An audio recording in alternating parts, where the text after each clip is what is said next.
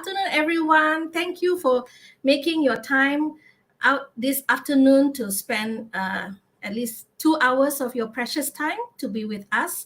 I'm so happy that you can be with us today. And before I continue, let me inform you, this is the webinar Kecemerlangan SPM organized by Jabatan Pendidikan Negeri Sarawak 2021. And today's webinar will be focusing on the new SPM format for the 2206 English literature paper. And I'm so glad and happy that Madam Gladys, our presenter for today, will be sharing with us on the approaches and strategies in tackling the SPM paper that you'll be sitting for next year.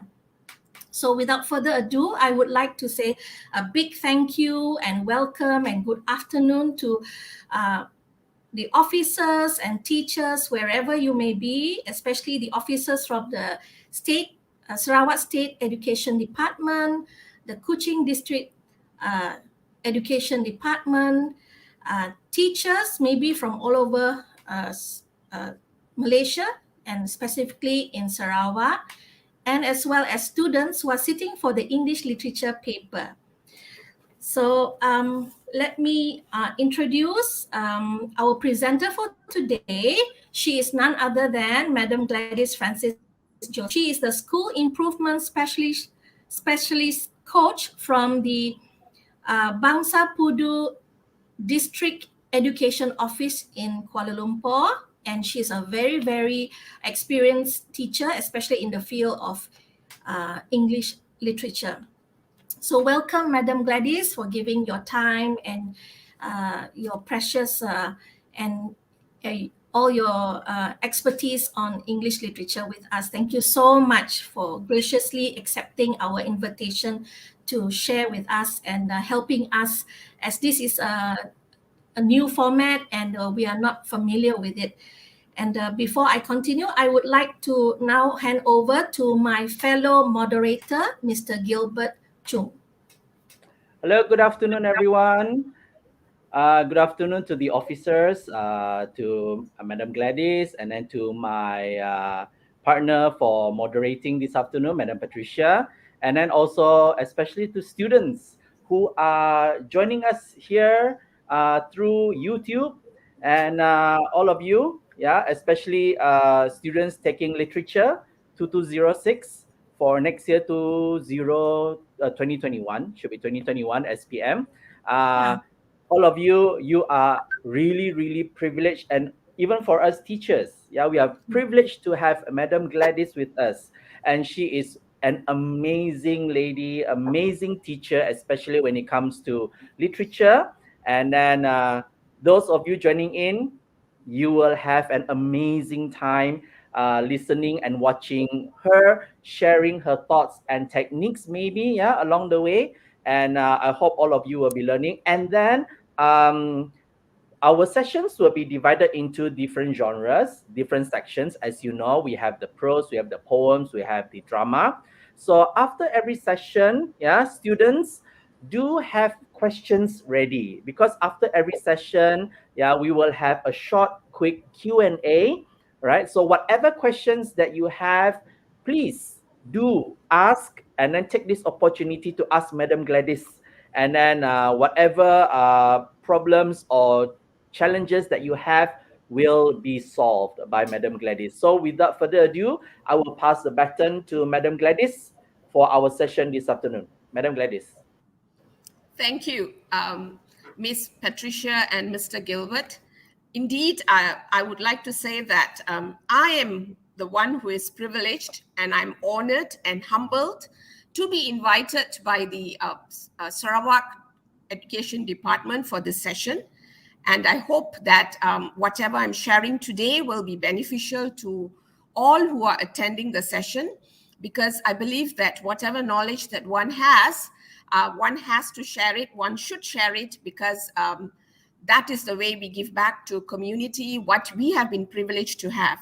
So students of SMK St. Mary and SMK Green Road, I hope that you will be active and you will ask questions if you're unclear about anything, and I will definitely attend to it and I hope that I will be able to give you all some tips which you can take back home and you can try for your paper.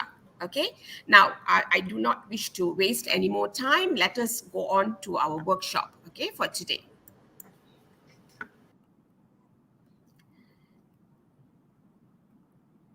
Okay, let's look at the exam paper. Okay, this is your exam paper, your SPM 2206 literature paper. You have 3 sections. You have prose, drama, and poetry. Okay, for prose, you have 4 questions. Okay, what are the 4 questions? You have question 1, you have short story A and short story B. Question 2, you have short story C and short story D, which means that out of the 6 short stories that you are currently doing, for those of you who are doing the short stories, you get 4 stories will be coming out for the exam. So you get a choice between question 1 and question 2. Now, question 3 will be on the clay marble, and question 4 will be on the Lost King, for those of you who are doing the Lost King, because I understand that some of you here are doing the Lost King. Okay, but wait, it is not just one question. Although you are answering one question, that one question will be divided into 2 parts. So you will have extract-based essay and you will have an open essay. Okay, for the first part. Now, which means for those of you who are doing short stories, short story A will be an extract-based question, while short story B will be an open essay. The same thing goes for question 2, short story C and D. However, for the clay marble, both the questions, which is the extract-based question and open essay, will both be on the clay marble. The same thing goes for the prose section. Now let's go on to section B, where we have 3 questions. That is, question 5 will be on Flowers for Algernon, question 6 will be Hope Springs, and question 7 will be Merchant of Venice. Okay, so out of these 3 questions, you choose one, and just like the prose section, you have an extract-based essay which carries 15 marks, and you have an open essay which carries 20 marks. Okay, so if you choose Merchant of Venice, you will be answering an extract-based question and an open essay. So which means that every question has 2 parts. Now let's go on to section C. Now section C for poetry, okay, you have 2 questions. You have question 8, poem A and poem B. Question 9, poem C and poem D. Now you get to choose which question you want to do. So which means that there will be 4 poems which will be coming out of the 10 poems that you do. So let's say you choose question 8. Okay, you will have to answer question A and question B, and both the questions will be carry 15 marks. Sorry, there's a bit of error here. This is 15 marks. Both questions will carry 15 marks. And you will have to answer on 2 different poems. Okay, if poem A is on Daffodils, poem B may be on the tiger, for example. Okay, it will not be the same. But the good thing about this is that the entire poem will be given. For those of you who are wondering whether you need to memorize and so on, and no, the entire poem will be given. It's like an extract-based essay because you base it on the poem. Okay, so that's for section C of poetry. Now let's move on. Okay, we go on to poetry section. Okay, I shall start with the poetry section because that is where for both schools, I understand that there is no choice as that, because all 10 poems are what all schools are supposed to cover. Now, like anything that you do, okay, like anything that you do for any subject, you have to have a good understanding. And in this case, you have to have a good understanding of the poem. Okay, you have to know what is happening in the poem. A poem may not be a story, but still there is something that is happening there. You need to know the poem well and know what is happening in the poem. Is there a development in the poem? Sometimes poems have development, and sometimes they have different ideas in each stanza. And then these stanzas, the different ideas lead to a theme or a message. So you need to identify that. And you have to think, what is the purpose of the poet writing the poem? There is a reason. There is a message which he wants to put across to the readers. Okay, so what is the purpose? And the last stanza is very, very important, because usually it is in the last stanza that the poet sums up the message, or what is the purpose that he has is usually captured in the last stanza. Okay, now let's take Daffodils, for example. Going back to what I mentioned just now, let's take Daffodils for example. You have the poem moving from the persona being lonely. Okay, he is lonely in the beginning of the poem. And at the end of the poem, you find that he doesn't feel loneliness anymore because of his experience. So this is the development that has taken place from stanza 1 to stanza 2. And you need to understand that when you study the poem. Okay, example, first stanza, he's lonely. Second stanza, he comes across the daffodils and it's an overwhelming sight. And then he forms a connection. He forms a connection with the daffodils in the next stanzas. And finally, and the last stanza, this experience remains with him forever. And whenever he is alone, this experience comes back to him. Okay, and he does not feel alone anymore. Now, whenever you want to quote what is, that he is feeling lonely, you need evidence, and these are the evidence that you need to quote. Okay, overwhelming sight, golden daffodils, the beauty, 10,000 saw I at a glance. So you have 10,000 daffodils there. Okay, and then he makes a connection. How does he make a connection here? You have, he says, could not but be gay in such jocund company. So there is a connection that has been made between him and the daffodils. Okay, so and finally you have these as the evidence to show that his heart dances with the daffodils. Okay, so it remains forever, this experience, so he does not feel lonely anymore. Now this may be a simple poem, but you find that there is a kind of development that takes place in the poem. And this is the development that you need to identify. Okay, let's go to autumn, for example. The first stanza. Now, autumn carries with it a different idea. Each stanza captures a different idea or element about autumn itself. So, you have the first stanza about abundance, and the second stanza talks about harvesting, about storage of what has been produced. And the third stanza, you have the end of the season. And finally, you find that after the third stanza, you find that the cycle continues. This is the idea. It's not a stanza, but it's an idea that the cycle continues, that after this, another season will come. So what if it's the end? It is a cycle, okay? And you find that you find evidence for all these ideas, okay? Of course, how do you get the idea? You get the idea from the words that are in the poem. Okay, idea of abundance, load and bless. Okay, idea of here in the second stanza, you have the autumn being personified, and then you have the end. Autumn comes to an end, and finally seasons. You have the cycle of seasons and migration of birds. So through these two poems, I've actually shown you how sometimes a poem can have a development, but sometimes the poem might contain different aspects or different ideas, which put together, you have something, there is a message from the poem. Okay, so this is what you need to do for all the 10 poems that you are doing for SPM. You have to identify this. Okay, time does not permit me to go through all the poems, but I will go through one poem now, which is the Minus. Okay, we are going to look at how to answer a question which is based on a poem. Okay, now this is the question, a sample question, the kind of question you will probably have for the exam. Explore the ways in which the poet uses words and images to striking effects. Okay, so the first thing you have to do is to identify keywords in the question.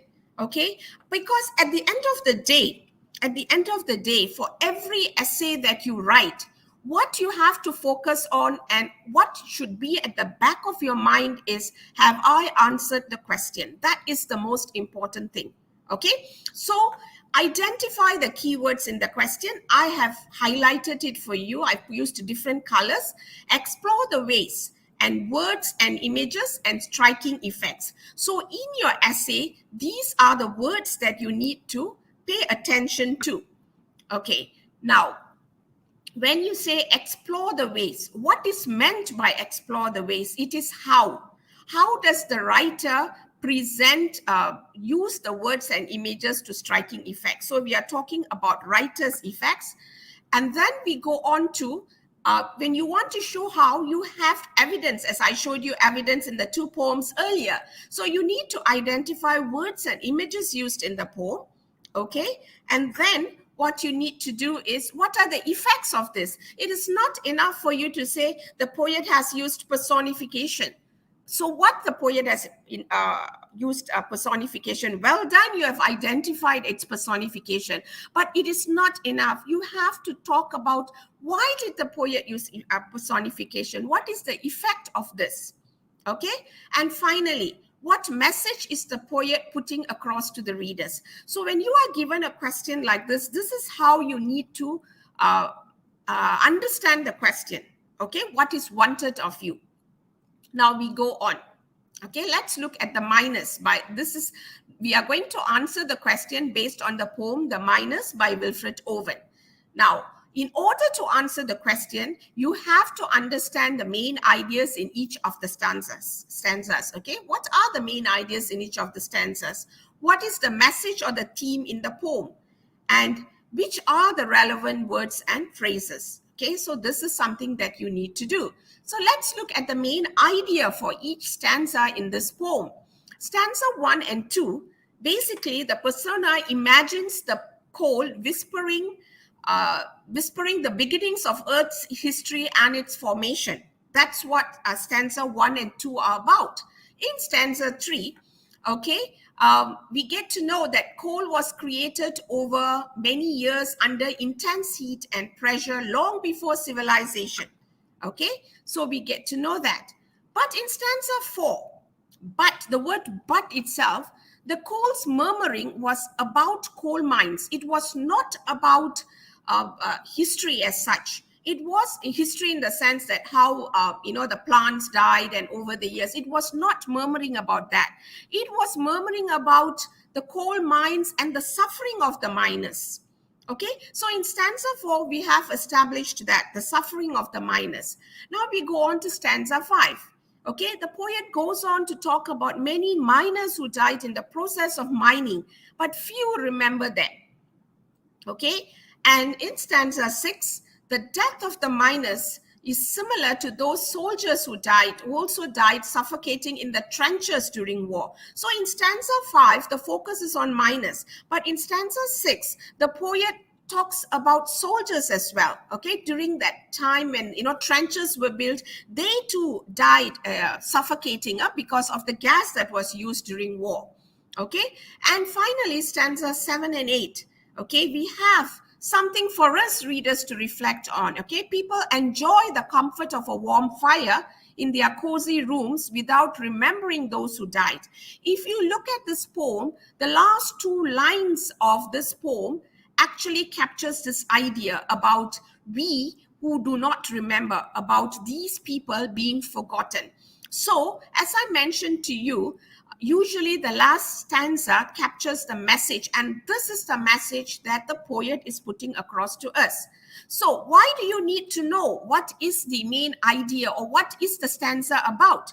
Because by knowing Okay, by knowing what the stanza is about, you get to know the main points.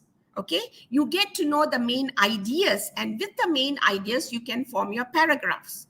Now, for every stanza, it is important for you to know what are the related quotes. Okay, most of the time it is the same quote that is used. So try, and the good thing about doing for poetry is that because the entire poem is going to come out and the words are there, what you have to do is you have to find out the meanings of the words and what are the poetic devices used, what is the effect. So basically it is knowing that and adjusting or adapting what knowledge you have to answer the question. So in that way, I think poetry is a section which is very, very manageable.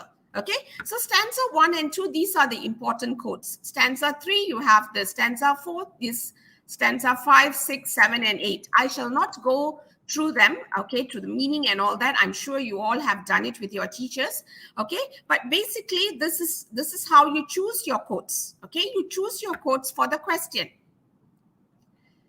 Okay, now you look at the organization of the essay. Now, this is something which I have introduced to my students. I call it petal. Okay, why petal? When you are organizing your paragraph, P stands for point, E stands for evidence, T stands for techniques, A stands for analyze, and L stands for link. Okay, so you have a petal here.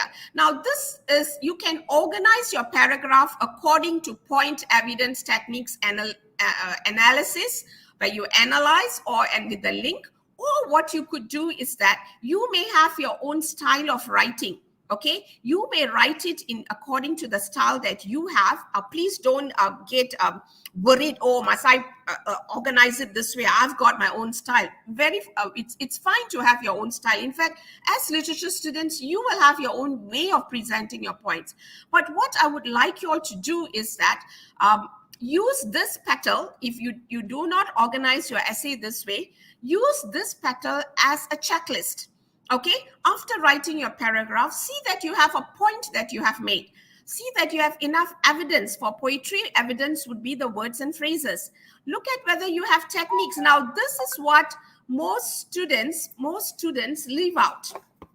Okay, they leave out techniques. Okay, they leave out techniques. That's the reason why I feel that you need to have this as a checklist. And this analysis, or where you analyze, is very important, because you don't just explain the lines. You need to analyze. This is with your assessment objectives, your AO1, AO2, AO3, and AO4. Okay, you need to analyze. And finally, link. Link here is to your personal experience or what you know that is happening around. Okay, so you use petal. Now, let's look at the introduction. Give a brief summary of the poem and answer the question. Paragraph 1, point 1. Okay, organize using petal. Paragraph 2, point 2. Connect first to the paragraph, that you have to show that paragraph 1 and paragraph 2 are connected, and you have point 2, and you organize using petal. And finally, you have conclusion, where you reaffirm what was discussed, and then you have your views and personalization. Okay, anyone can explain, right? But without an example, it's very difficult for you to see what I'm talking about. So here, I have an example for you. This is from a student, okay? Explore the ways in which the poet uses words and images to striking effects. Okay, an example of an introduction would be like this. Wilfred Owen wrote the poem Miners to tell the story behind coal mining and honor the people who sacrificed their lives. So what is in blue is basically the summary of the poem. And what is in black is answering of the question. Owen uses words and images to create engagement and empathy in the reader. Why answer the question in the introduction itself? It is because when you know in the introduction itself what you are going to write about, what your essay is going to be, you already have your thoughts planned. You already have the ideas on what you're going to write. So it is important for you, when you are writing your introduction, to have a direction that you are going. Not just start writing and then it's not going to be organized, and you may end up going all over the place and places all over, and not answer the question. Okay, so that's the reason why I suggest that in the introduction itself, you answer the question. Okay, so in paragraph 1, okay, the first 4 stanzas of the poem describe the formation of coal and all the suffering that was endured. So this is the point of paragraph 1. So you need to, whatever evidence that you have, whatever analysis that you do, you need to actually come to this about the suffering and about the formation of coal. And this is based on the 4 stanzas. Okay, so you have your evidence, you have your techniques, and you have your analysis. Now, I have color-coded it to make it easier for you to see. What you have in purple, coal is said to be whispering to the persona from the fireplace. Besides whispering, coal sighs and is wistful. If you notice, whatever that is in purple is the evidence. Okay, it's exactly taken from the poem itself. And I would like you to pay attention how you can actually embed the evidence in your sentence. Okay, instead of saying this word proves this or this word is personification. Okay, instead of writing like that, you can embed it. But if you don't feel comfortable doing that way, you want to use, you are so used to the writing down, this is the proof and all that, carry on, go ahead with it. It's nothing wrong about it. It's just that this is a better way of writing it. Okay, now these are human actions and feelings. Personification is used here to convey the sad feeling. So what you have in orange is the technique. Okay, and what you have in blue is the analysis. Okay, so you have that purple, you have evidence, techniques, analysis, you have all that. And finally comes the link.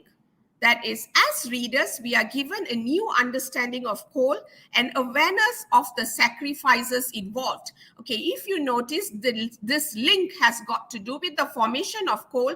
It has got to do with the suffering that has been endured. And if you look at the evidence, everything points to what you have written as the point. So you have a paragraph which is packed with evidence and analysis, and you have mentioned the techniques. Okay, and if you look at the analysis, it's not just about saying that the coal is talking to the persona. It's going deeper. Okay, it goes deeper to have a deeper understanding of what is being mentioned. Okay, so that is paragraph 1. Now, paragraph 2. This is the point. The close link between coal and death, miners and soldiers, is explored in the following stanzas. So paragraph 2 will talk about the kind of death the miners have as well as the soldiers. So you have evidence here. Okay, some of the evidence taken. You find out what is the technique. You do the analysis. Link is basically the effect on the reader. Paragraph 2 is going to be on that. I'm not going to give you the exact paragraph, but I'm just going to show you how the points are related.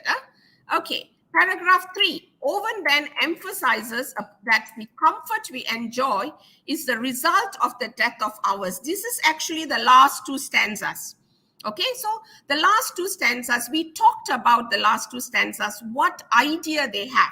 And that idea is put as a point in this paragraph. Now, I'm not saying that, I'm not prescribing that you have to have 3 paragraphs. Sometimes you may be able to write the essay with 2 body paragraphs, of course, excluding introduction and conclusion. Okay, you may want to write 3 paragraphs, but I would not recommend you to have like 5 body paragraphs, for instance, because then it becomes very short paragraphs, and there is this tendency to repeat when you have too many paragraphs. Okay, so I would suggest that 2 to 3 body paragraphs would be ideal. Okay, and then these are the evidence that you have, technique and analysis, and this is the link. While we enjoy the comforts in our life, we forget the sacrifices that others have made in order for us to get these comforts. So this is your personalization, okay, your assessment objective 4 in the paragraph. So you can see every paragraph fulfills your assessment criteria, okay, the assessment criteria for your exam. Now comes the conclusion. Okay, this is a suggested conclusion. Okay, this is a suggested conclusion for the poem, the minus. Okay, so basically this is how the entire essay is going to look like for poetry. Okay, now we come to Q&A on poetry.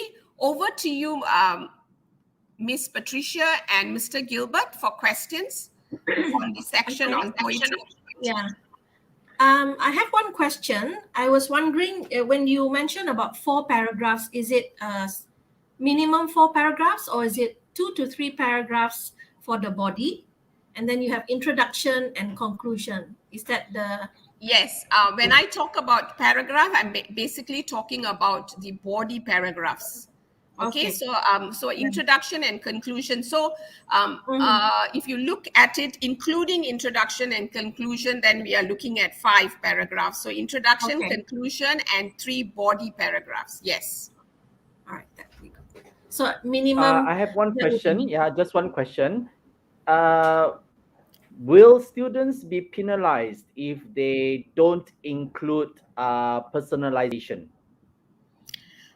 You see, personalization is part of the assessment objectives. Okay, let's say the students do not include it in their in every paragraph, but they include it in the conclusion. It has to be somewhere. It may not be in every paragraph, but it must appear, because it is an assessment objective, AO4. Some students may not want to do it for every paragraph, but it is there.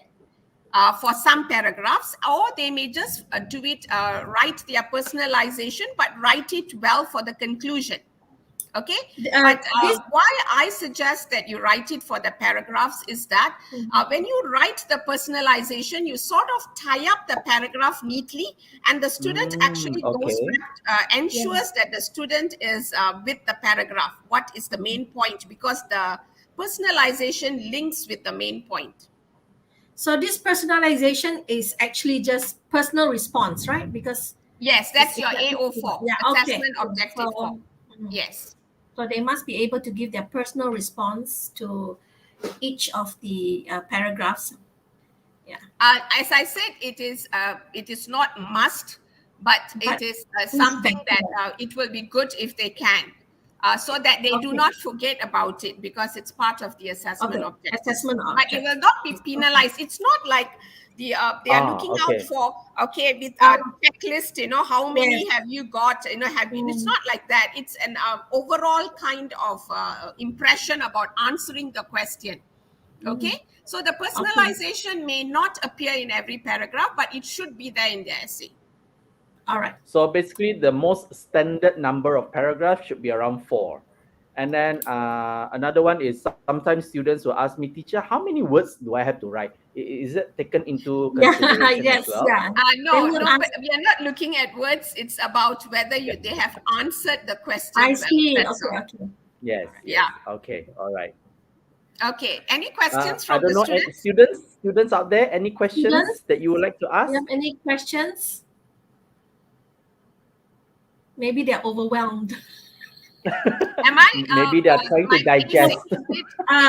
Madam, you have made it very, very concise, and I as a teacher, I really understand.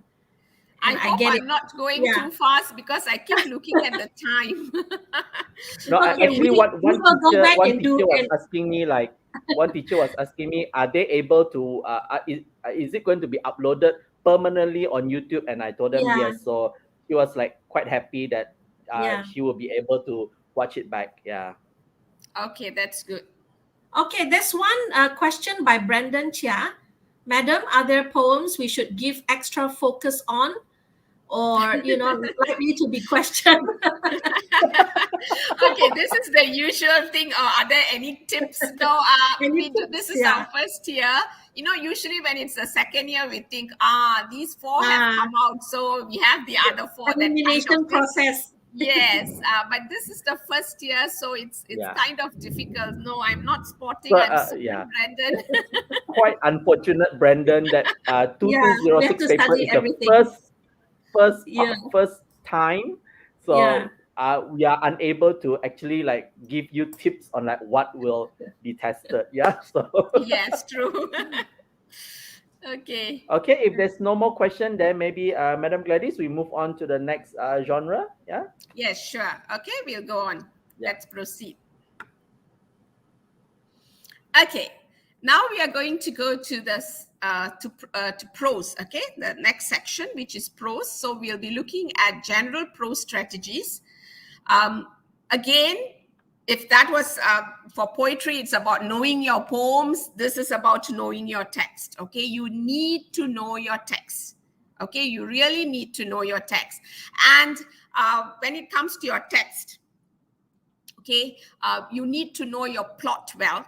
Okay, and when we are talking about plot, it is important for you to know what is the climax of the plot. Okay, and when we talk about climax, we are talking about a change or a conflict to be solved. Okay, when it reaches a point where it has to be solved. So why do you need to know what is the climax? Because we know that after this, things will be resolved, because usually there is a problem that needs to be solved in a story. Okay, and if you are looking at short stories, we find that short stories, because you do not have that number of chapters, sometimes what you consider as the climax is towards the end, and very fast after the climax, a resolution takes place. Okay, everything falls into place. Okay, unlike for a novel, it may take longer. But whatever it is, basically we are looking at these elements. Exposition, we are introduced to the story, and then you have rising action.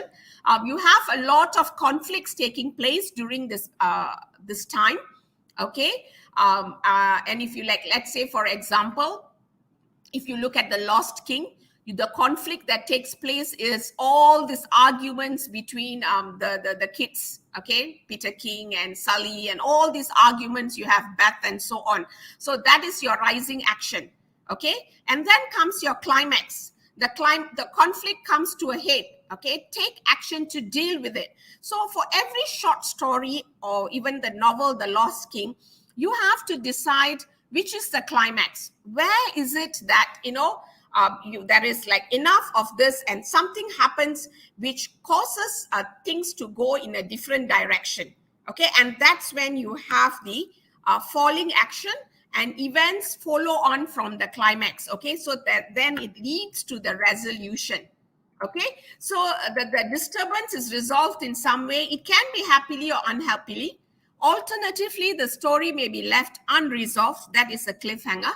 Now, if you look at The Lost King, okay, some of you may think you may not agree with your friends. Okay, your friends may say the part where Emily gets hurt is the climax. Okay, you may not agree. You may think something else is the climax. It is fine to have different ideas about the climax, but you need to understand what happens after. You need to understand what happens before, and the changes that take place. And this helps you to focus as well for your extract-based essay, and for you to understand the story better. Okay, if you are looking at the climax for Embracing Your Shadow, for instance, for those of you who are doing the short story, okay, Embracing Your Shadow, where is the climax? Okay, is the climax where he accepts the shadow as part and parcel of his life? Is the divorce the climax? Where is the climax? You will have to think about it. It's perhaps something that you all can discuss in class. Okay, and because this sort of helps you to have a deeper understanding about the plot itself, okay, and the resolution that takes place. Okay, when you have questions for prose, you have questions which are focused on theme. Sometimes they are focused on character, and sometimes it's focused on language. Okay, but when we are talking about something that is focused on theme, definitely we need to bring in the character as well. But the focus is on theme. Okay, I will explain what I mean by this. Okay, let's look at extract-based question. Now, when you have an extract-based question, the theme is reflected in the text to explore. That little bit that is given to you, there may be a theme there. Okay. Now, what you need to do is focus only on what is given there. You don't bring elements of the theme which are outside the extract. Okay. So in this case, focus on finding examples of this theme to write about only from the extract. Now, if you're looking at an open question, choose examples and evidence on the theme from the entire story or novel. Okay. And when you are choosing that, you need to look at how does language support the theme. This is your writer's techniques. Do images or individual words suggest a theme? Again, has got to do with techniques. How does the content support the theme? Okay, this has got to do with the plot. Now, which events help to develop the ideas in the text? Okay, events, we are looking at plot as well. How do the characters represent the theme? Okay, so of course here we are looking at characterization. Okay, so now all these, definitely you will have, language and characters in the extract, but you know that the question is a theme-based question and it's a theme-focused question. Okay, now I'll show you an example from Sambal without anchovies. Okay, this is just a little excerpt from that to show you how it is a theme. The theme is the focus here. Okay, for example, now it depends on the question again. It depends on the question. Now, if you look at this, I have highlighted certain words. Okay, in this extract, you have Nora noticed that Hanif getting more and more determined to impose his ideas, and Pak Samad is resistant to the idea, and we get direct speech. We know you need to know the narrative voice as well. Who is telling the story? Okay, who is basically the storyteller? You have the first person narrative. You have the third person narrative.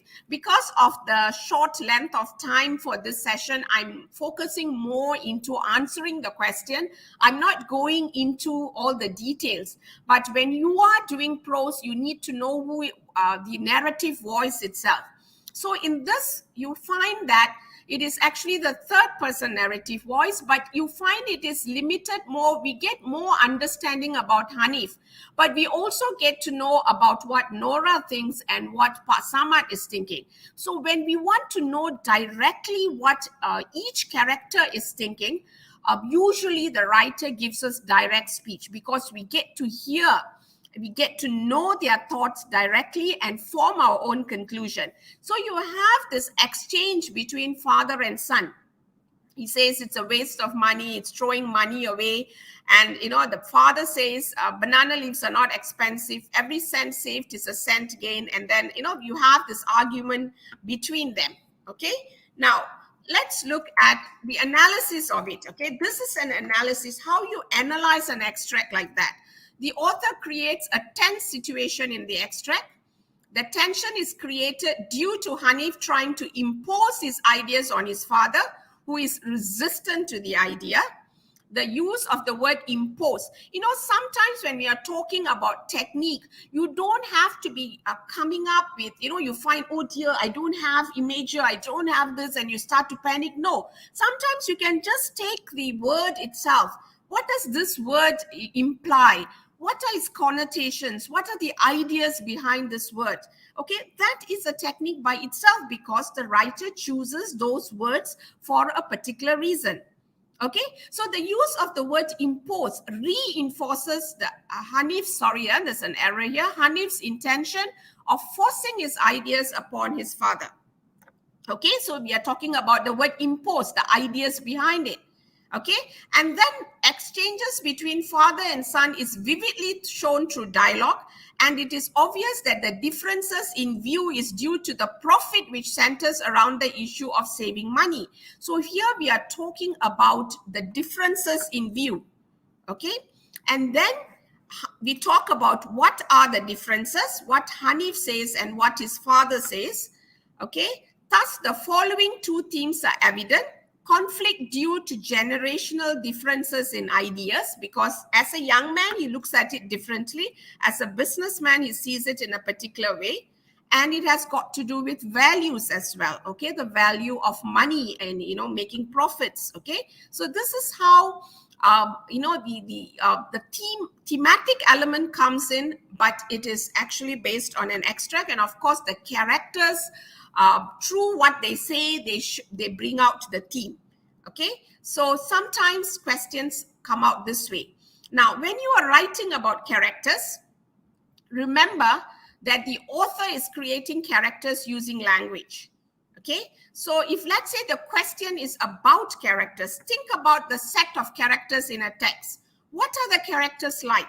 Okay, in the Lost King, for instance, okay, they are all of different personalities, and they, in normal circumstances, they would not have got together. Okay, but here they have actually got together. What are the characters like? How is each and every one like? Just as the characters get to know each other when they are lost, we as readers get to know the characters as well. Okay, and how you know this? How do you know about the characters? What do the characters say? And what do they say about each other? How are they described? How are they seen by other characters? What happens to them at the end of the story? Now, character can be shown through the things the characters do. You analyze them for what they do. You analyze them for what they say, what they look like sometimes, and what they own. Okay, this depends on the story. Okay, this is how you analyze characters. Okay, we go on to, these are some examples which I have taken. The first one, for instance, okay, let's do one by one. Every cent saved is a cent gained. This is what Hanif says. So when you analyze based on this sentence or statement made by Hanif, you may come to the conclusion that Hanif is someone who is very concerned about profit, about making profits. That is analysis. Okay, so that is analysis of the character. Looks like I forgot. I shrug my shoulders and smile. Sometimes deception is necessary. This is a thieving daughter. Okay, this is from Thieving Daughter, and this tells you a bit about Katnor, where she is trying to get her daughter's attention by deceiving her. So we analyze her characters there. And the next one is about in Turning 30. Okay, Amma is telling about Alyong, and this tells you that Alyong is someone, this is the mother is telling about her son. So we know that the son is proud of his mother. He's not embarrassed being with her. And here we have Winter Hibiscus. What she is wearing tells you that she is trying to be an American. This is analysis. It's not easy. It's not enough for you to say that she tries to be an American. You have to support it. Okay, how does she show that she wants to be American? She puts on the attire of an American attire, and we know that she's poor because they bought it from the jumble sale. So this one sentence can tell you a lot about the characters. And this one here, we have from The Lost King. Okay, if I took off my cloak of invisibility. Now, this is an important phrase. Okay, by telling him to shut up, he would whistle harder. Now, this tells you about Peter King. Okay, it tells you about Peter King, and it tells you about what Peter thinks of Sully as well. But at the same time, we understand that Peter King is someone who hides what his true nature, that is the cloak of invisibility. So this is analyzing characters through what they say and what is in the text. And if you are talking about extract-based essays, these words will appear in the extract. It is easy for you to remember. But when you are talking about an open essay, it is important for you to quote as well. But you are not expected to quote, give so many quotes, because You can paraphrase the events as well.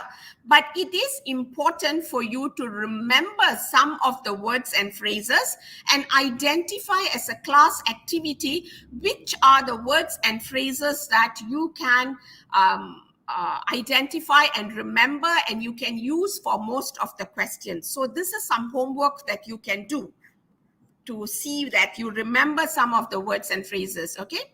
Now, we go on to writing about character development. Sometimes characters change, okay? You notice that Peter changes, okay? He seems was slightly undermotivated and not at all interested in outdoor activities.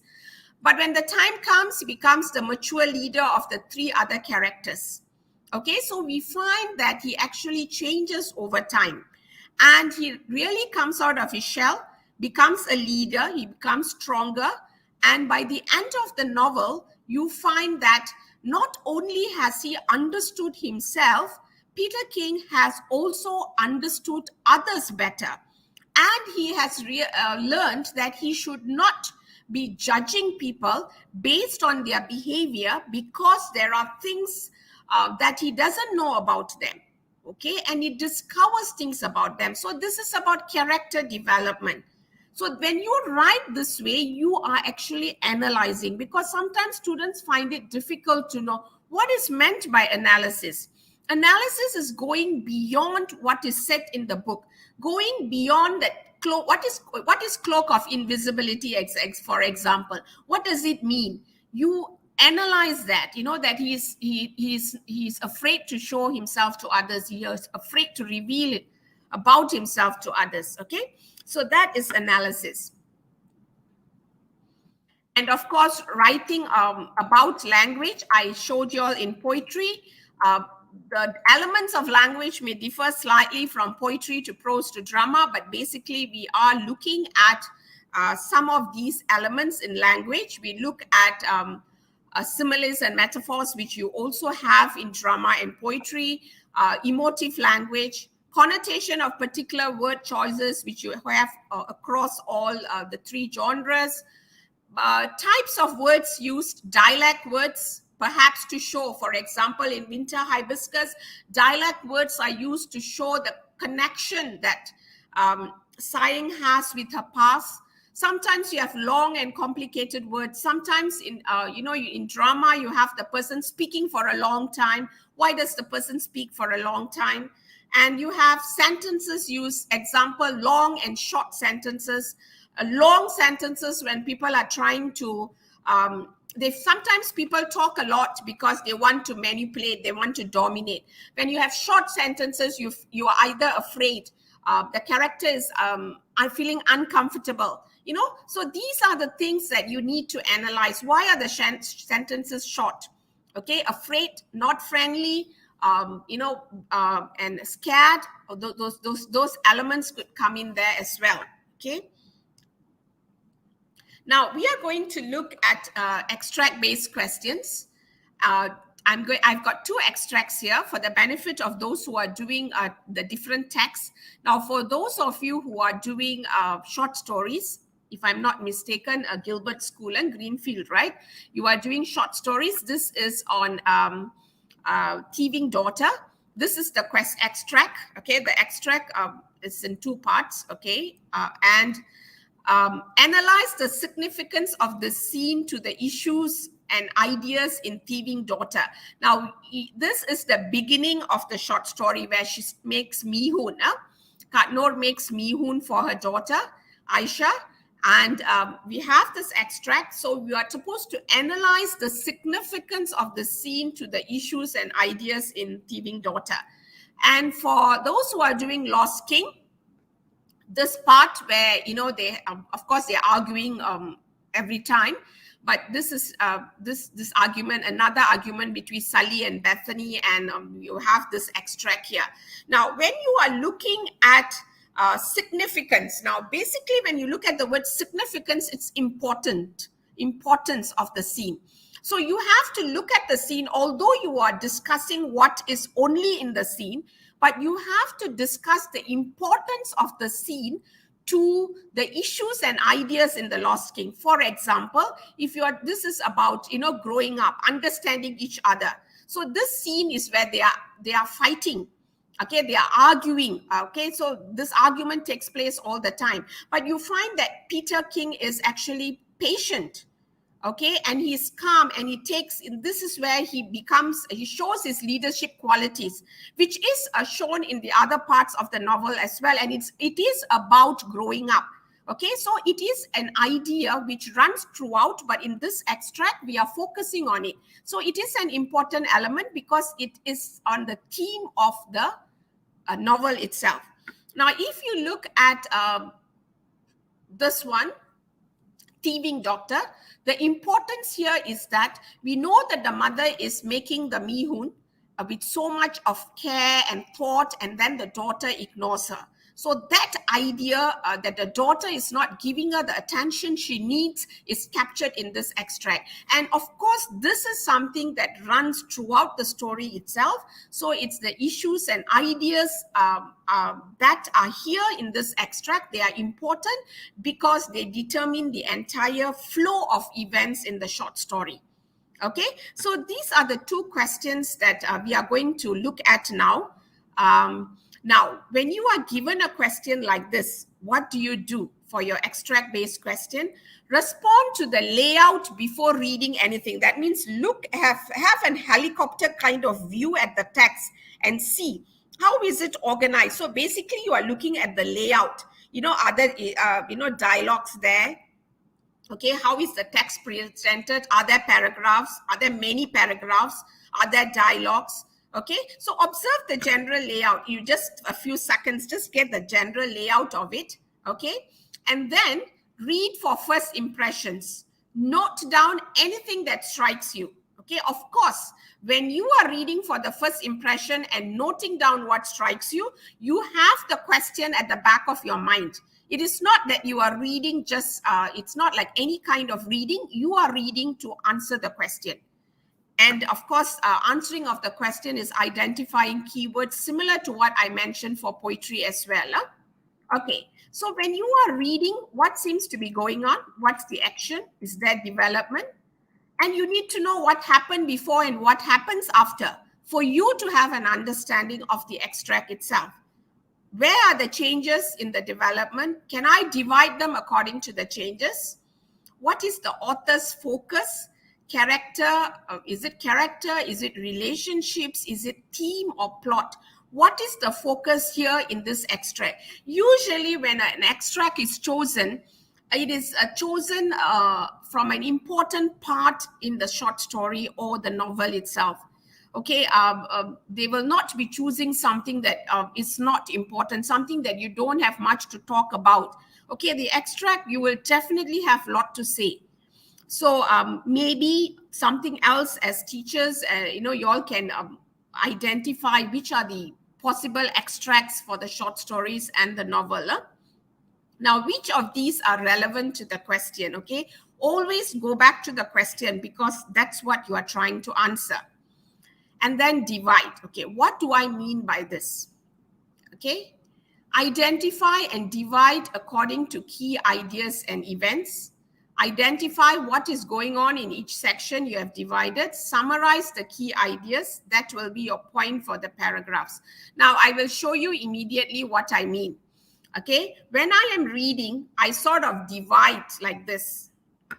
Why do I divide? Because I'm trying to identify what exactly is happening in that extract. I may just start writing like that. It is, it is all right.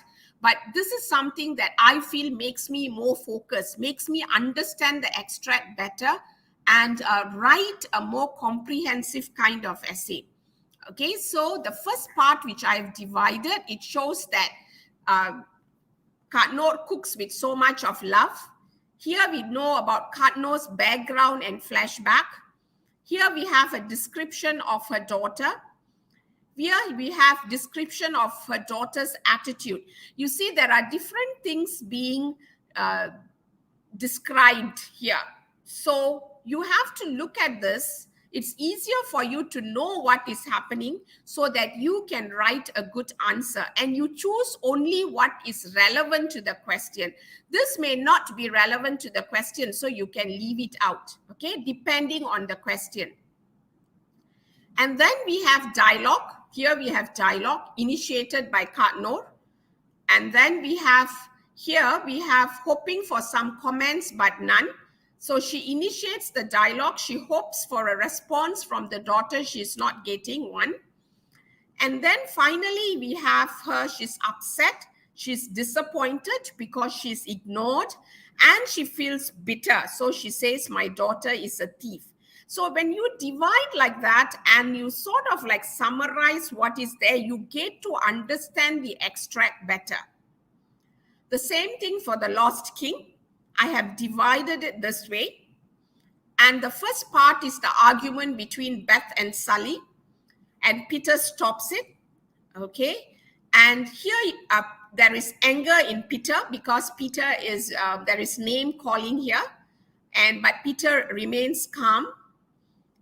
Finally, they plan something. There is a plan. And at the end of it, there is hope. Okay, so when you are writing, you can use these as your main ideas to make your essay organized. And when we talk about anger, where does it show it? He's angry.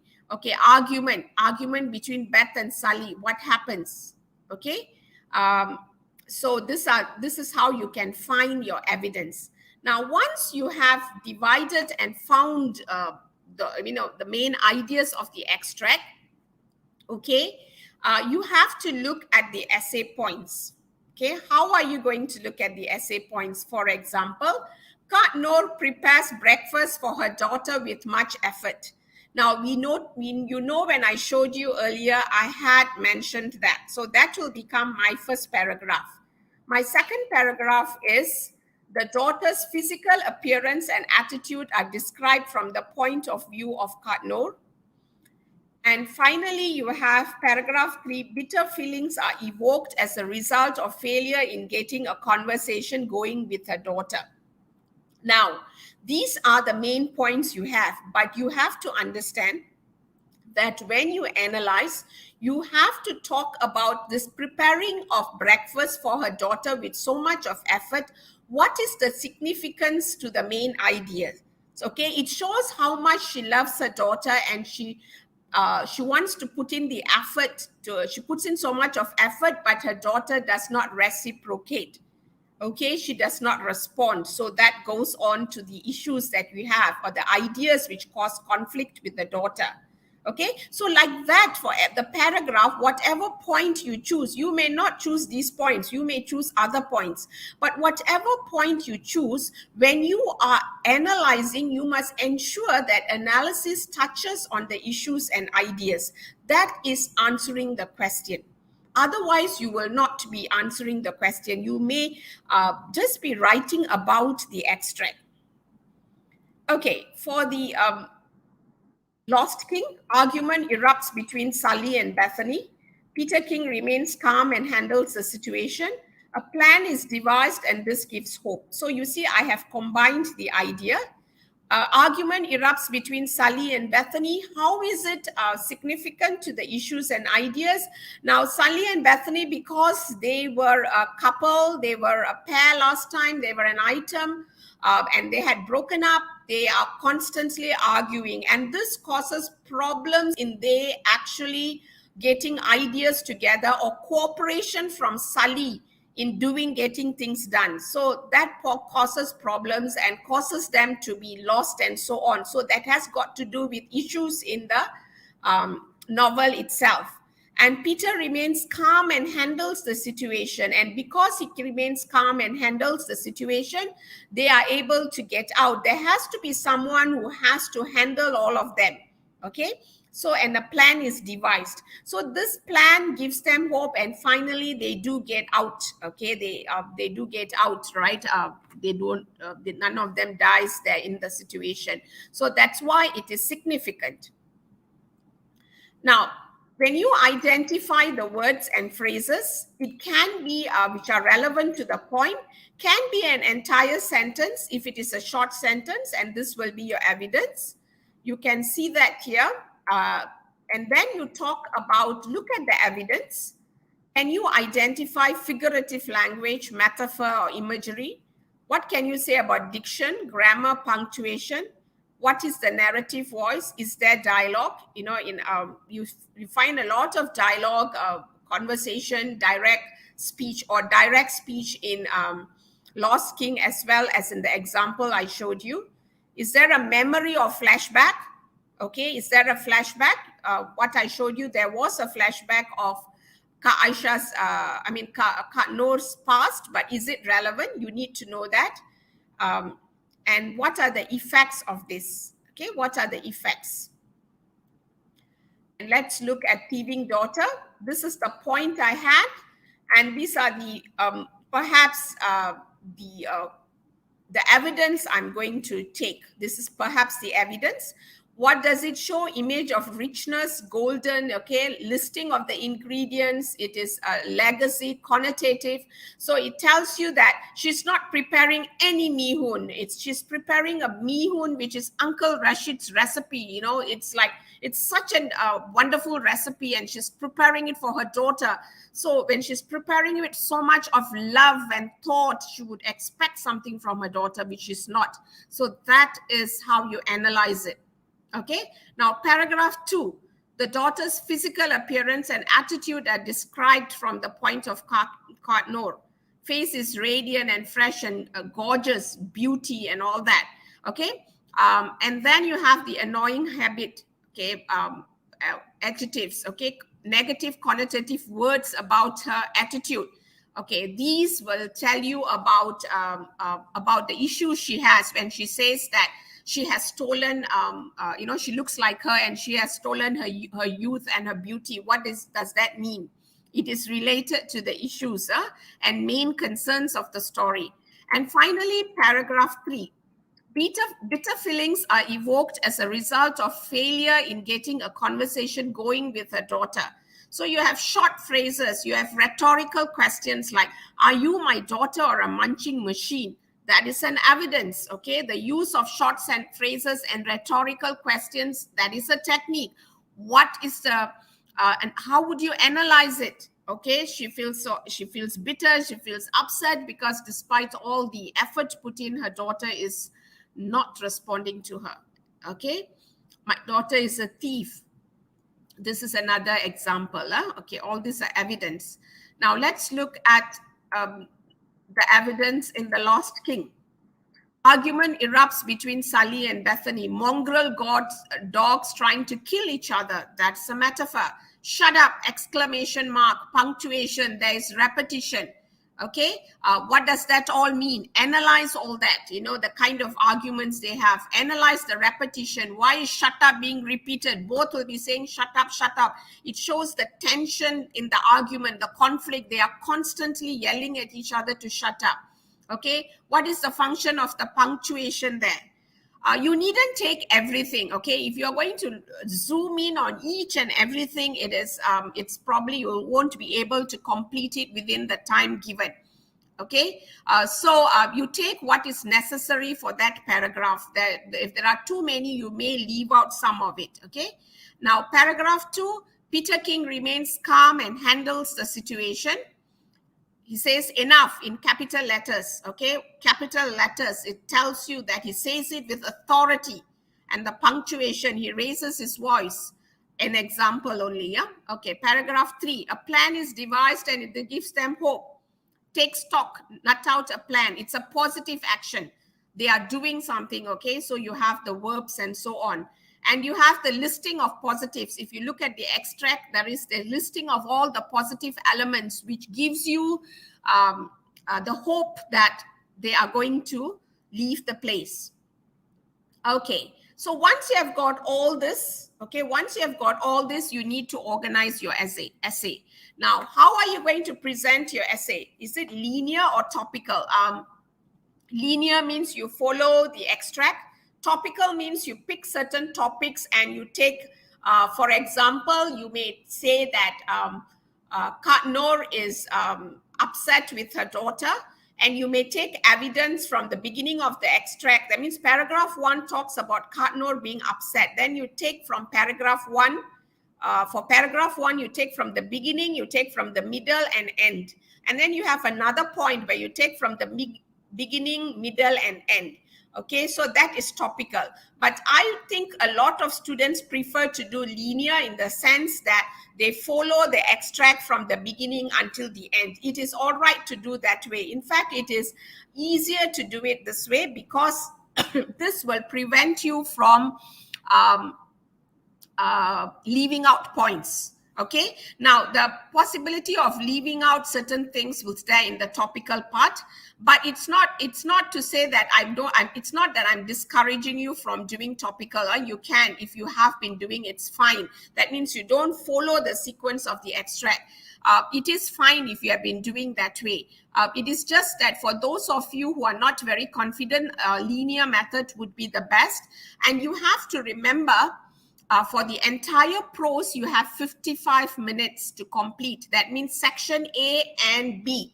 So I usually tell my students, don't spend more than 25 minutes. 25 minutes is the maximum for extract-based question. Okay, and then you leave about 30 minutes for the open essay. Similarly, for the poetry section, you only have about 40 minutes. So you have 20 minutes for each question for poetry. And for drama, you have another 55 minutes. Again, 25 for extract and 30 for open essay. So these are the suggested timing for your essay. So you can't be like doing something that, where you spend too much of time, because time is going to be your biggest challenge for the literature paper. I'm sure you will be, by the time you enter the examination hall, you will know your text well, you know how to answer the question, but your biggest challenge will be time. So you don't have to take so much and write it out. It is writing enough to answer the question. Okay, now coming back to this, how do you organize your essay for prose? You organize it using Petal as well. If you don't want to use Petal in organizing it, you can use it as a checklist. Make sure you have a point, you have evidence, technique, analysis, and link.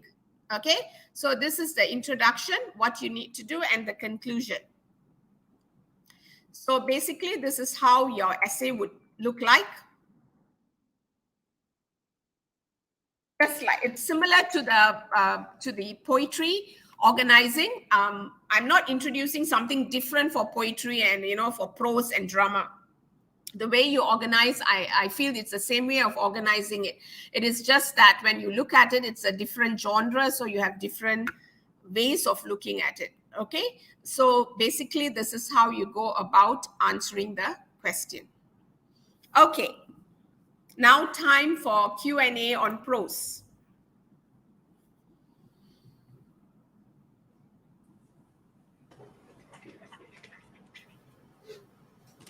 Okay, any questions from the audience or from any students?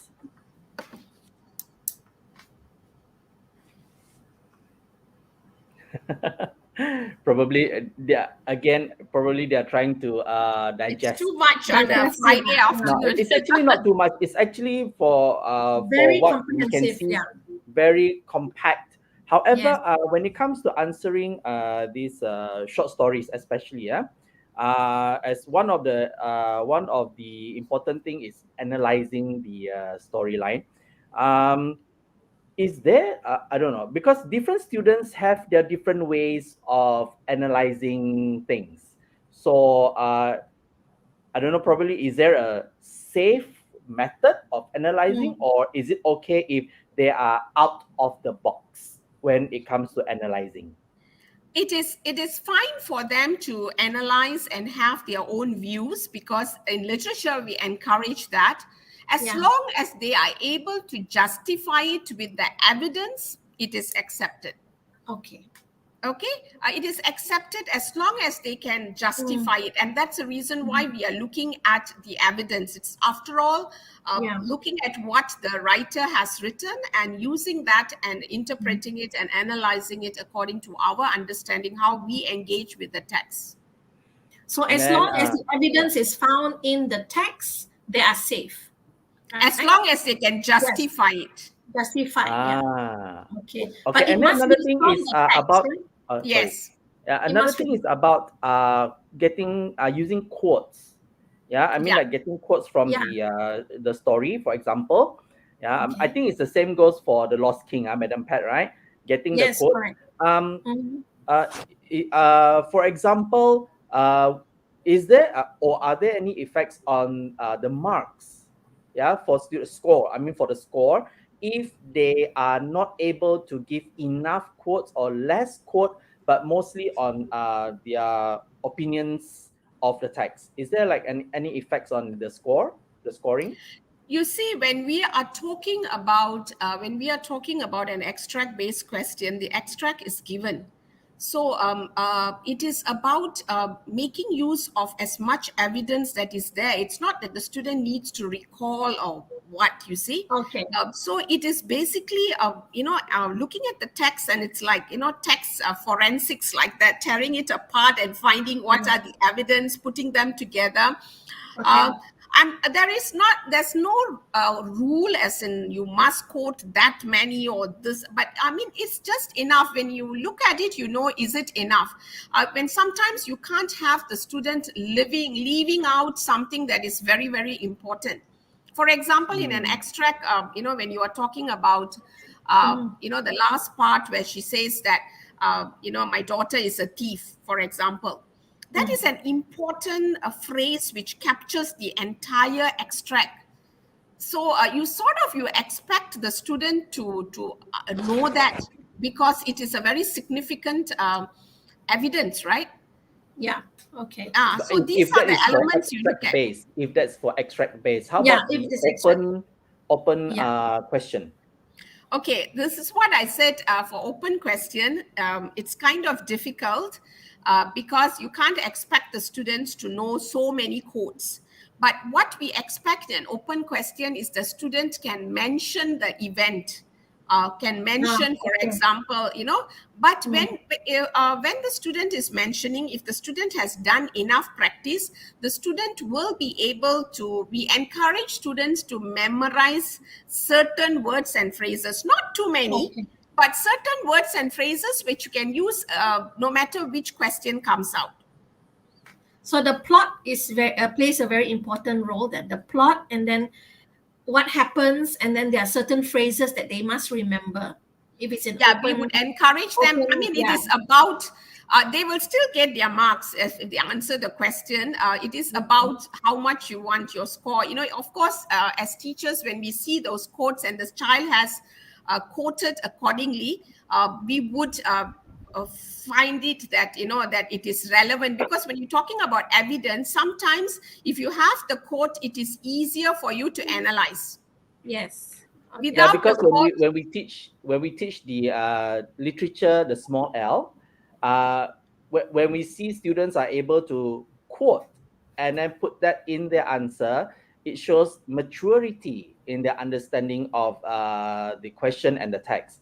So that's what we want to make it clear for students. Yeah, we just want them to be sure and clear that how they are able to score. I mean, in their writing. Yeah, we would expect them, as I mentioned just now, like the one about for the thieving daughter, and even cloak of invisibility for the lost king, for example. Yeah, the lost king. These are phrases which automatically, and they are young people anyway, those who are sitting for exams, they're not as old as I am. They will definitely have good memory and they will remember certain words and phrases which can come in for them to talk about evidence, something that strikes them and it is important. So in a way, as we say, there is no right or wrong answer when it comes to literature. So as long as they are able to show their understanding of the extract and also the whatever story or prose that they are doing, so we score them accordingly. Then I guess, yeah, Madam Gladys. Yes, Yeah. yes. Okay, can we proceed to the next Yes, genre? yes, please. Yes, we move on Okay. to the next one, the last part, Yeah. drama. Okay, since I have gone through a lot of the techniques about how to go about writing the essay for poetry and prose, I will not be going in detail here for drama, but I just would like to point out some of the general drama techniques. Okay, what differs from prose and poetry is that in drama you have stage directions. Okay, you have the sound, you have the movement, you have the position, you have speech length, you have like, for example, Shylock in Merchant of Venice, it talks for a long time about, you have all these long speeches by Portia about mercy, by Shylock about the prejudice he has faced, and then in Flowers for Algernon, for example, you have very little being said, and you have all this, the speech is the pronunciation is bad and the speech is impaired. What does that tell you about Charlie? So these are important elements that you have to look at. What are the emotions when Charlie talks about his reports? Through Charlie's reports, you get to know about Charlie's emotions. So what are the emotions being conveyed in that? Okay, you have their speech patterns, and you have the effect on the audience. What you have to remember about drama is something that is supposed to be performed. Okay, so you have to look at it as a performance. When it is on, for example, Merchant of Venice on stage, what would be the effect at that time on the Elizabethan? When you're analyzing, you can talk about the Elizabethan audience. What is the effect then? Would it be the same effect now? For example, the treatment of Shylock, at that time they would have accepted it because of the community then, but at our modern society, will we look at Shylock the same way as they did? What is the effect on audience? That is something to look at. Now, when we are talking about Flowers for Algernon, for example, this is actually a radio play. So when we are looking at a radio play, we are looking at the sound system. We are looking at the mic cracks and breaks and all that. What does that, when he's fumbling with the mic and all that? And so when we are listening, what idea do we get? Do we feel sorry for Charlie? He's fumbling again with the mics. That sort of element. And as audience, we get engaged, as we are engaged with Charlie, and we feel for someone with special needs, because it takes the effort for us to hear him, or the time he takes to get something across. So the effect on the audience is there. And then you have asides which are set, and a soliloquy, what is meant by, what is the purpose. You have entrances and exits. Even when a person goes off, leaving the other person, it's what happens. It is a technique. When they come in, when they exit, all these are techniques for drama, and of course diction as well. And literary devices is dramatic irony is very common, where the audience knows what the other actors may not know. You have contrast, you have foreshadowing. You have foreshadowing in prose as well. You have mood, tension. These are some general techniques in drama. Now, I'm adding this is for all genres, but I'm showing how to add your textual references. Okay, now this is one way of adding it. In addition to this, Shylock expressed how he should not be treated any differently. So the quotation is put all together like this.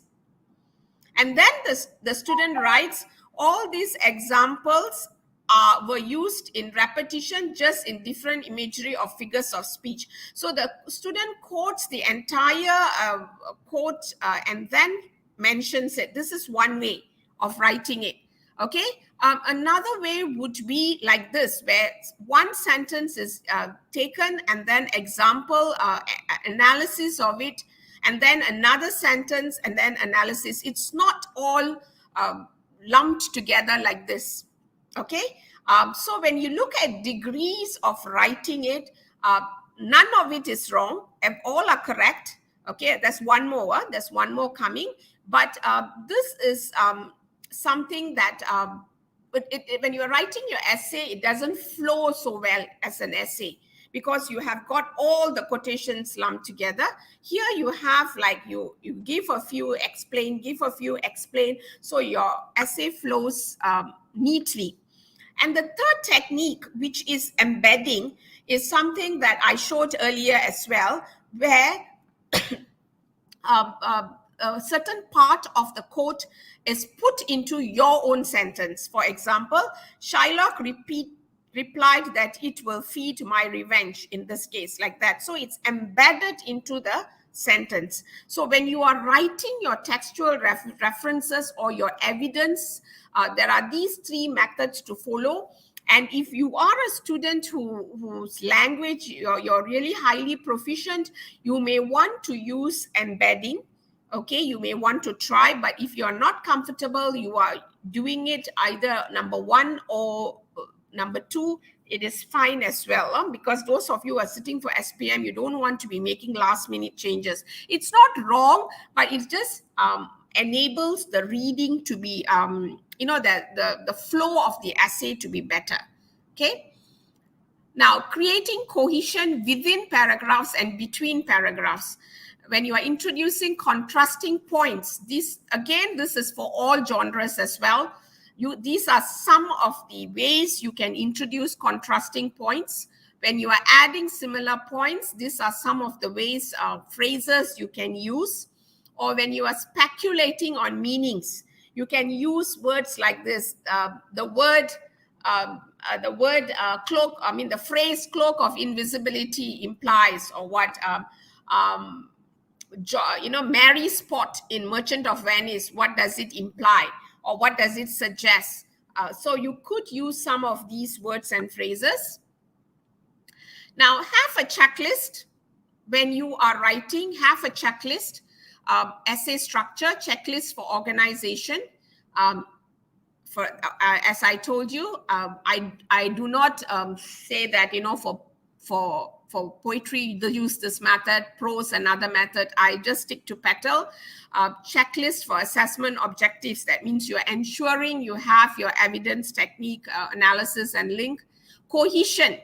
Do the sentences flow within the paragraph, okay? That means from one sentence to another, does it flow smoothly? This is the reason why I said the first method of putting in the evidence, it doesn't allow your sentences to flow well.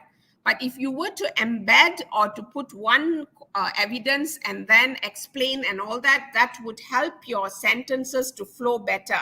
Now, and then between paragraphs, how do you connect between paragraphs? For example, you can say, besides, I mean, you want to connect paragraph 1 and paragraph 2, you may use moreover, you may use all these, you may use sequence connectors, you may use logical connectors to connect the paragraphs so that you know that all the paragraphs are connected. Now, and finally, the most important is, have I answered the question? Now, we will do for flowers and Merchant of Venice, we'll do open question. Let's look at one open question here. Analyze the role of Miss Kenyon. Okay, so when we are talking about the role here, the important keywords again, analyze and role of Miss Kenyon. So you know that you are supposed to analyze the role of Miss Kenyon. So introduction, just like the others, 1 or 2 lines to summarize the play, because this is not summarizing the extract, but the play, because it's an open question. And you just talk about this play is about what, okay? And then you answer the question, Miss Kenyon's presence, okay? Because the question is the role of Miss Kenyon. Miss Kenyon's presence in the play is significant. So you are analyzing her significance for many reasons. And these are the reasons which are going to be in your paragraph 1 and paragraph 2. And she supports, S missing, and she supports Charlie in the different phases he goes through.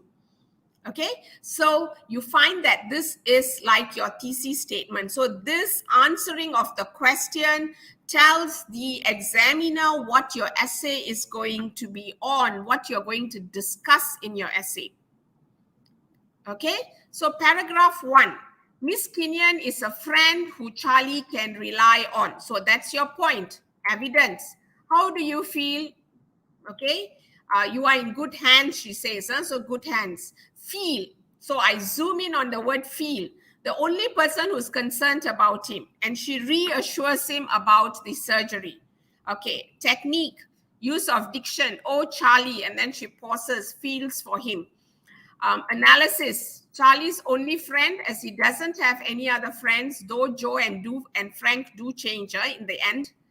Through their friendship, Charlie comes close to achieve belonging. Now, those of you who are doing this play, you will find it rather difficult to find, like techniques as such. There are techniques there, but not many. So perhaps you need to look at whatever that is there. You need to focus on that, and you need to focus on words, diction, and talk about this, just as I have done. Feel. The only person who's concerned about him, reassures him by saying you are in good hands. So you need to look at the words, which words you can actually analyze, because it is something that quite difficult for this play. But I think Mr. Gilbert, you can help your students with it. Try and identify evidence that they can use for the open question. But you can find that as long as you can give circumstances or evidence of things that happen. For example, when we talk about how she is there with him during the surgery and or after the surgery and so on, it also is evidence. That is also considered evidence. Okay, as a reader, we can identify friends like Kenyon. That's like link. And paragraph 2 represents true kindness. That's a role, understanding and care towards the intellectually disabled in society. Evidence, she says, I just hope to God, I just hope I wasn't wrong. You have the repetition of hope, doubting her actions, worried for Charlie. So these are some of the evidence. Okay, she's shocked when Charlie laughs at in the restaurant. Okay, stage directions you can bring in, and her quiet reprimand to Charlie when he laughs at the waiter. Okay, so then you say she's the analysis. She's a role model as she contrasts with everyone else. She models this kindness to the audience as well as the characters. She's there in Charlie's journey of self-awareness. As readers, we are aware of the treatment of mentally challenged. That's how you are linking. This is basically about how she tells Charlie about things that he's not, that how he is becoming like the others as well. When he laughed at the waiter at the restaurant, he's basically laughing at who he was at one time. And she makes him realize that not in a harsh way or condemning him, but in her own way. And of course, Charlie realizes that as well. So in that way, we find that her role is to also make him understand how the society works and how the society treats the intellectually disabled. Okay, so we find her as someone who shows kindness and also makes Charlie aware of it. Okay, paragraph 3. Through Miss Kenyon, we get to know Charlie's change in intelligence. She feels a little uneasy, considerably shaken when he is able to look at the book and know a lot of things. And then she says, you shouldn't feel bad if you find out some people aren't as nice as you think. Sentences like this, students can actually memorize them. But if they get 1 or 2 words wrong, it's fine when they are quoting them. And finally, when he refused to allow her in when he is going downhill, let me in, I want to help you. So these are the techniques, stage direction, short utterances, phrases, pleads, she's truly worried. Analysis, you have this. Okay, and then you have, sorry. Okay, only someone close can see changes in a person. Okay, because he goes through the changes, and Miss Kinyan is the one who gets to know this. Okay, first person to see all the changes. And finally, restate what has been discussed but reword it. Miss Kinyan is the only constant friend that Charlie had. Personalize it. We all need people who will stand by us no matter what, and that's where your personalization comes in. So that is for flowers. Okay, it's an open question. And when it's an open question, as you can see, it's okay if you do not have so many quotations, but what I've given you is just a skeletal of the essay. Of course, you will need to add on a lot more and analyze and, talk about the different words and what it means and so on. I've just given you the skeletal of how the essay can be organized. Now let's look at an open essay for Merchant of Venice. Okay, this question. How far does Shakespeare make Shylock sound vengeful? So the highlighted keywords, as you notice from poetry, prose, and drama, you need to look at the keywords. Okay, it's important for you to know what is wanted in the question, how far, meaning you are looking at, does he sound vengeful all the time, or does he sound vengeful until a certain time, but he does other times he is not vengeful, he's doing it for other reasons. So it's how far you have to state that. You in your essay you have to say that it's vengeful throughout, and his only reason is that he's vengeful, or you say no, he's not vengeful in these instances, something like that. Okay, so your introduction, in 1 or 2 lines, summarize the play. Okay, it's what is it about, just summarize it and then answer the question. Then you go on to paragraph 1. Shylock had vengeance in mind when he asked for the bond to be signed. Okay, for example, here you may say, answer the question. How am I going to answer it? This is your thesis statement. So thesis statement, or basically a sentence which tells the examiner, this is what my essay is going to be about. Okay, so you can say that Shylock, if you decide that Shylock is vengeful throughout, or if you haven't really decided, but you know that, of course you have to decide whether he's vengeful or not, right? But some of you, as I said, modern audience, when I've discussed with my students are able to come up with examples when they say that he does not, at this point, he's not being vengeful, he is somebody who is just hurt. They come up with, as long as you can justify, you are fine. So example, answering the question, you can say that Shylock sounds vengeful through his actions and through what he says. You can have it that way. Okay, you can have it like that, an answer being that way, a general statement like that. Okay, so then you show paragraph 1.1. Shylock had vengeance in mind when he asked for the bond to be signed. So you are saying right from the beginning, he had planned it. He had vengeance in mind. Now, paragraph 2. Shylock voiced, past tense, voiced his intention of getting back at Antonio when he heard that his ships had capsized. So he had his vengeance in mind, you are saying, because he voiced his intention. So, of course, again, point, you need to have your evidence. Okay, he calls it a merry bond. How can it be merry spot? How can it be a merry spot, for example, about when he says that, when they signed the bond? And then here, what did he say to show that he wants to he's happy that Antonio's ships had capsized? Okay, and paragraph 3, Shylock refused to show mercy during the trial.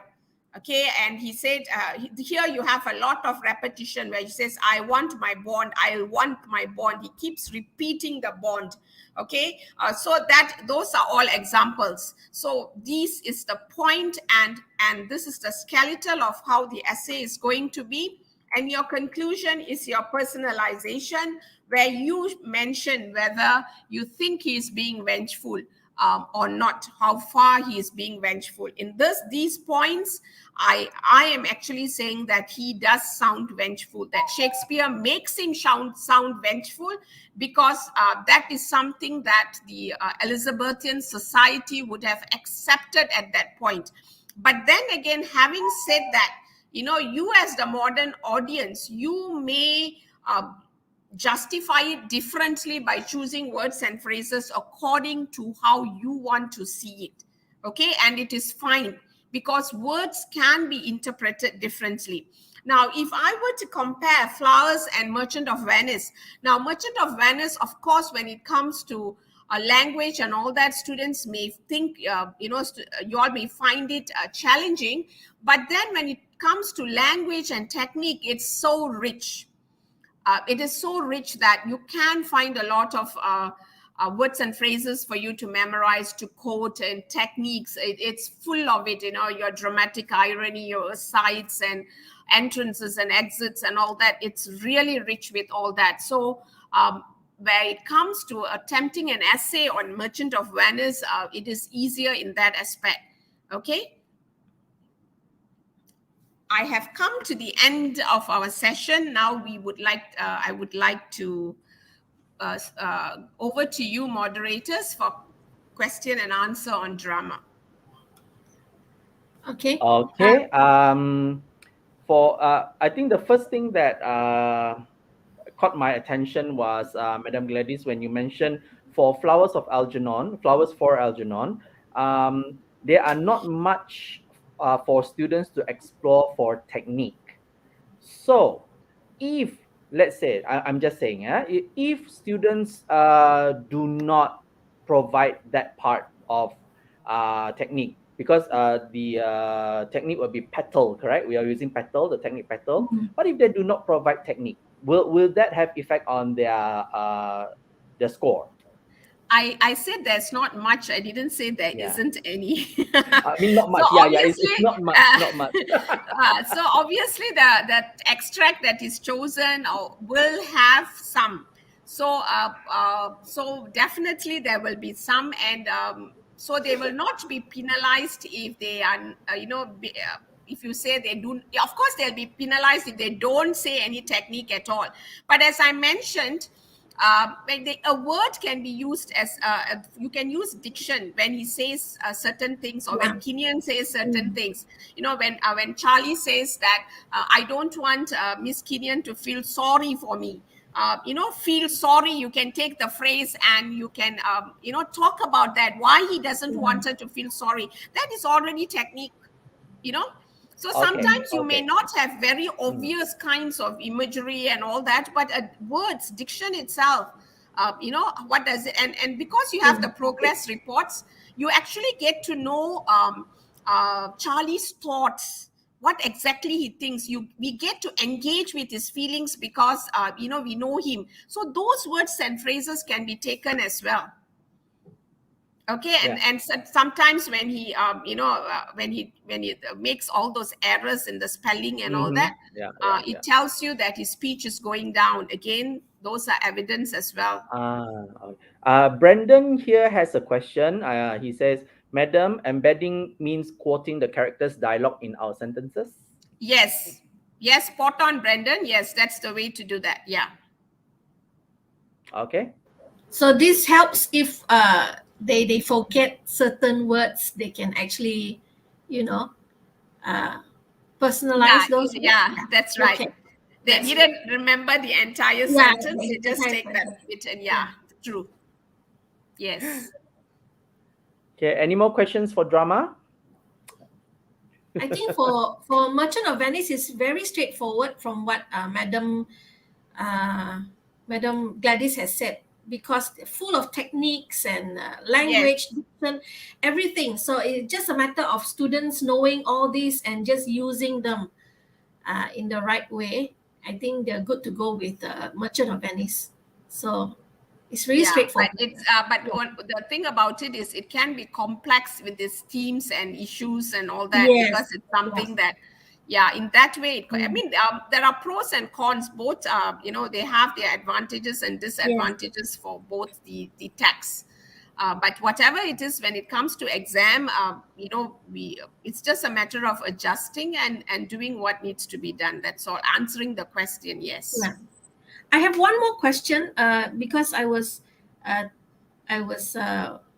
drawn to what you said. You mentioned about the Elizabethan audience. I did share with the students that, as the years pass by, the way that the audience responds to Shylock, or they are maybe more sympathetic as we come Yes. nearer, to our, so it's okay if they were to give their point of view, because they are the modern audience, right?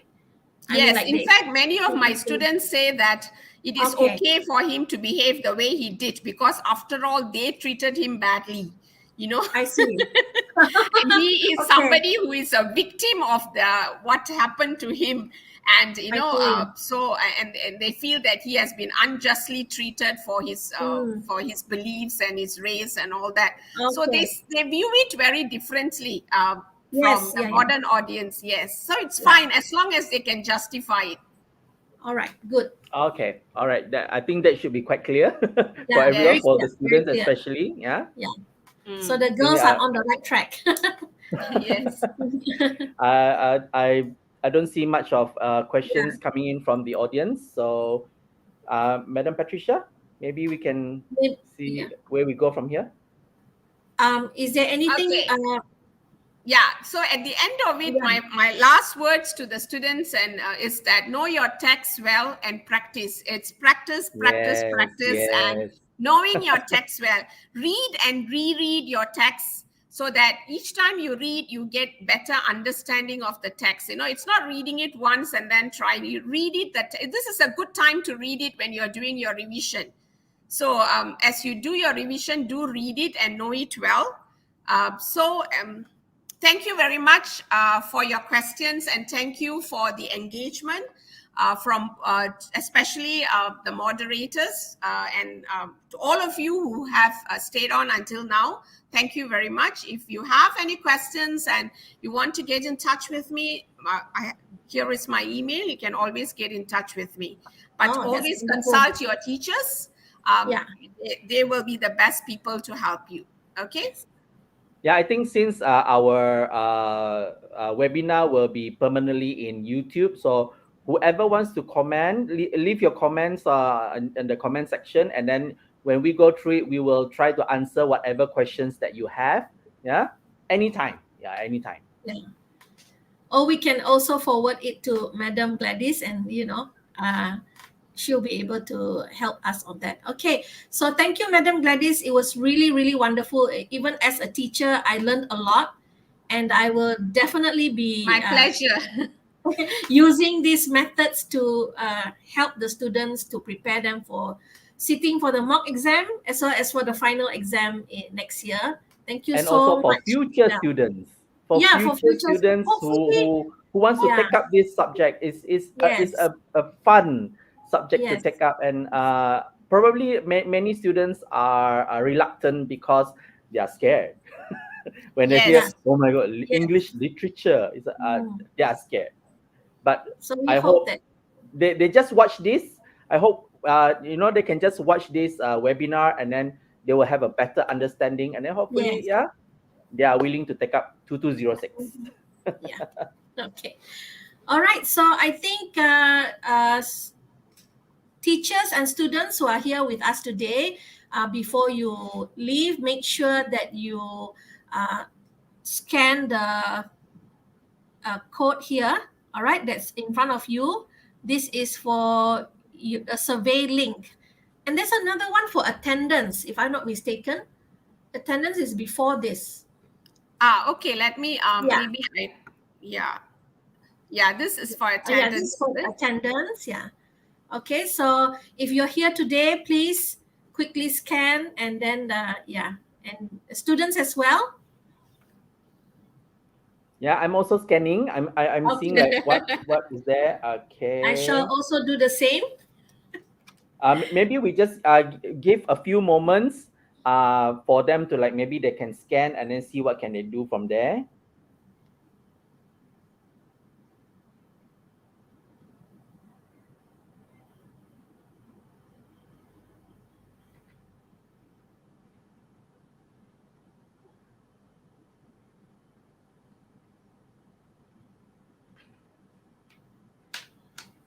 Thank you, Deanne.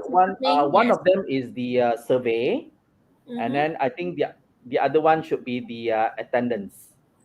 The last slide. The last slide will be the last QR code will be the attendance. The one on this page is for the survey. Yeah, Okay. Madam Patricia, I think we move on to the next slide, the last slide, okay. for them to take in the attendance. Yeah. Yeah, okay. Yes, this one will be more for the attendance. All right, so we are very thankful to Madam Gladys for your time out of your very packed schedule for busy schedule. Helping us out with this webinar. And hopefully this will be enlightening for all our students out there, especially from Sarawak, as there are only 2 schools of the whole of Sarawak taking up this subject. Hopefully after this there will be more schools willing to take up this and subject. More teachers. More teachers. And more teaching. More teachers. So for teachers, English teachers out there watching this, please, watch this and then have a better idea and don't be scared to take up the challenge of teaching this subject, maybe starting next year. Right, Madam Patricia? Hopefully we have more members. Teachers, members. Okay. Okay. All the best to everyone, the students and the teachers. It is a good subject to take as for SPM, and it's definitely a very enriching subject as well as teaching it as well. It enriches you in a lot of ways. So thank you, everyone. Okay. Right. Thank you, Madam Gladys. Thank you, Madam Patricia. Okay. Thank you, everyone, for coming. Thank you. Have a good rest, everyone. Bye-bye. Bye. Bye, everyone.